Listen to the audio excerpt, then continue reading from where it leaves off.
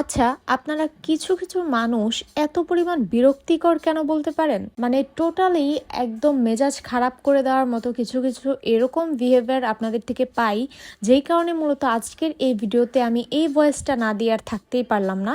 By the way, এই ভিডিওতে এই ধরনের কথা বললাম বলে কেউ আবার ভাববেন না যে আমার এই কাস্টমার আপুর সাথে হয়তো বা এই ধরনের কোনো বিষয় ঘটেছে, বাট একদমই না। বরং এই কেকটার মধ্যে আমি অনেক বড় একটা ভুল করেছিলাম, যেটা আমার কাস্টমার আপুটা এত সুন্দরভাবে হ্যান্ডেল করেছে। আমার মনে হয় মানুষ হিসেবে অনেক বড় একজন মনের মানুষ।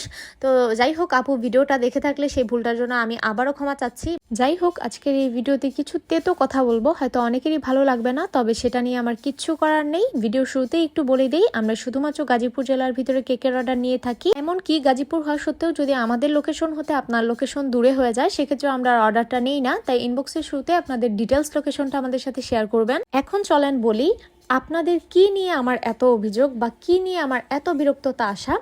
তো প্রথম কথা হচ্ছে অ্যাডভান্স নিয়ে, যেটা কিনা আমি যদি চাই আপনাদের কাছে এরকম একটা রিয়েকশন করবেন, যে রিয়েকশনটা দেখার পরে মনে হবে হাই হাই আমি এটা কি করে বসলাম, অ্যাডভান্স চেয়ে ফেলেছি। আপনি এরকম ভাবে আমাদের কাছে প্রেজেন্ট করবেন, যেটা দেখে আমার মনে হবে যে আমি তো অ্যাডভান্স চাইনি, হয়তো বা আপনার জমানো টাকা, অনেক সাধনার টাকা, সেটা আমি ফ্রিতে খেয়ে ফেলার জন্য আপনার থেকে চেয়েছি, এরকম একটা ব্যাপার। আর তারপরে শুরু হয় যখন আমরা আপনাদেরকে বোঝাই যে আসলে অ্যাডভান্সটা আমরা কেন নেই বা অ্যাডভান্স ছাড়া আমরা কেন অর্ডার নেই না, তখন শুরু হবে আপু আমাকে বিশ্বাস করেন, আমি একদম অনেস্ট একজন মানুষ, আমি ঠিকই কেক নিব, আপনি একদম টেনশন ফ্রি থাকতে পারেন, হ্যান ত্যান কত কথা, অন্যদের মতো আমি না, আমাকে বিশ্বাস করে দেখেন, ঠকবেন না আপু, হ্যান ত্যান।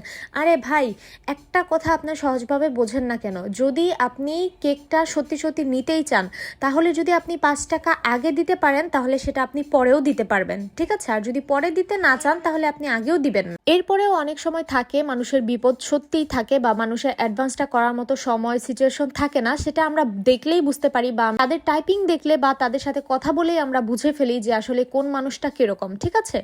তো যাই হোক, অ্যাডভান্স চাওয়ার পর তো মনে করেন নিজেরা একদম জেলখানার বাদী কয়েদিদের মতো হয়ে যায়, বা নিজেদেরকে এরকম মনে হয়।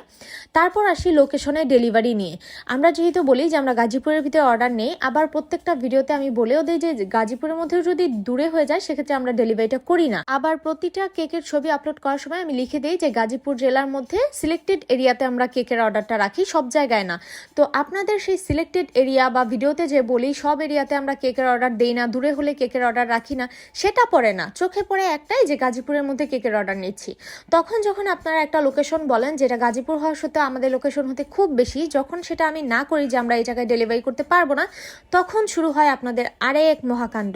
কেন দিতে পারবেন না? তাহলে কেন বলেছেন গাজীপুরে আপনারা কেক দেন? আরে বাপরে বাপ, একই জায়গার একটা জিনিস চোখে পড়ছে, আপনাদের আরেকটা জিনিস পড়ছে না।